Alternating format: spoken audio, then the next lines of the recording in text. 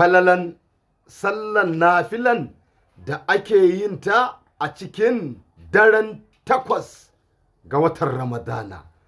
Annabi Muhammadu sallallahu alaihi wasallam ya ce duk wanda Allah ya bashi dama ya taimake shi ya yi wannan sallan nafilan a cikin daren 8 ga wata, in ji manzon Allah sallallahu alaihi wasallam ya ce Allah zai baka lada adadin harfan da ka biya a cikin sallan. A kowane harafi guda ɗaya Allah zai rubuta maka ladan ibadan shekara 1000, in ji manzon Allah.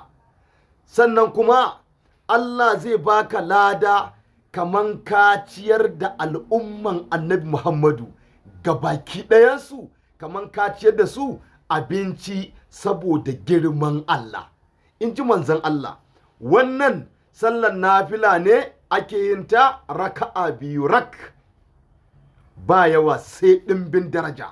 Raka'a 2, a cikin kowane raka za ka biya fatiha kafa ɗaya, sai ka biya ƙul huwallahu ahad zuwa ƙarshenta kafa 12. Idan ka idar za ka biya sunan Allah ya razzaku ya razzaku ya razzaku kafa 100 daidai.